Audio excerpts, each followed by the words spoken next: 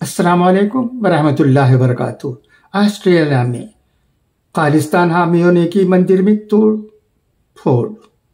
نئی دہلی۔ آسٹریلیا میں خالستان حامیوں نے ایک بار پھر ہندو مندر کو نشانہ بنایا ہے۔ خالستان حامیوں نے ہفتے کو برسبین کے مشہور شری لکشمی نارائن مندر میں توڑ پھوڑ کی۔ مقامی میڈیا سے بات کرتے ہوئے مندر کے صدر ستیندر شکلا نے بتایا کہ عقیدت مند صبح کے وقت مندر میں پوجا کے لیے پہنچے تھے۔ اس دوران انہوں نے دیکھا کہ مندر کی دیوار کو نقصان پہنچا ہے۔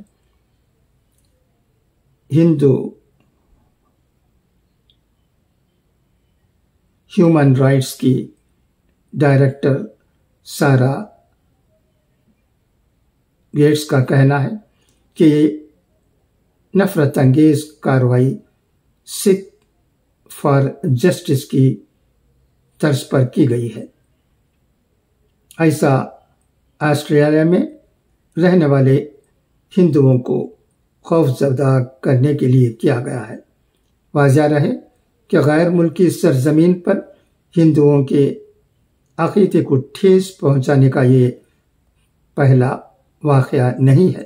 اس سے قبل جنوری میں آسٹریلیا کے علاقے کیرن ٹاؤن علاقے میں واقع شری شیو و وشنو مندر پر بھی ہند مخالف نعرے لگے تھے۔ 15 جنوری کو خالستان حامیوں نے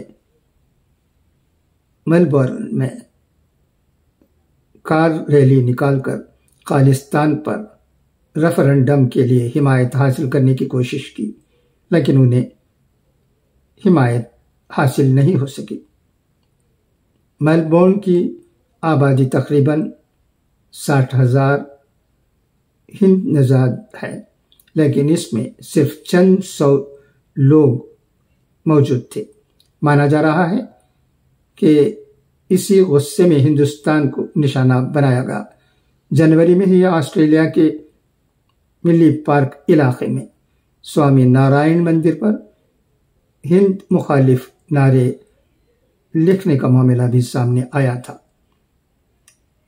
میلبورن میں اسکان مندر میں بھی توڑ پھوڑ کی گئی۔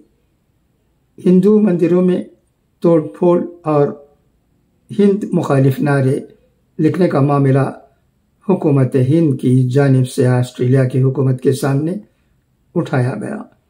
ہندوستان کی وزارت خارجہ کے ترجمان نے ایک بیان جاری کر کے ملزمان کے خلاف سخت کارروائی کا مطالبہ کیا ہے۔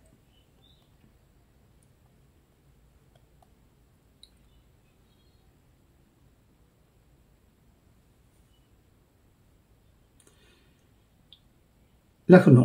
Uttar Pradesh state transport corporation کی بسوں میں سفر کے لیے اب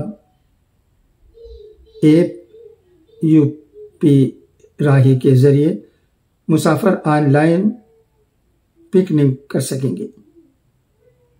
you P S R T C نے ٹکٹ بکنگ و مسافروں کے تأثر کے لیے ہفتے کو ایپ لانچ کیا ہے۔ وزیر اعلیٰ یوگی آدتیہ ناتھ نے اس ایپ کا اپنی سرکاری رہائش سے رسمی افتتاح کیا۔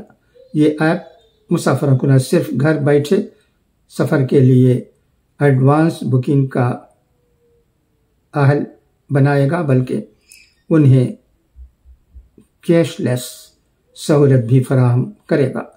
ایپ پر مسافر اپنے سفر سے متعلق مسائل،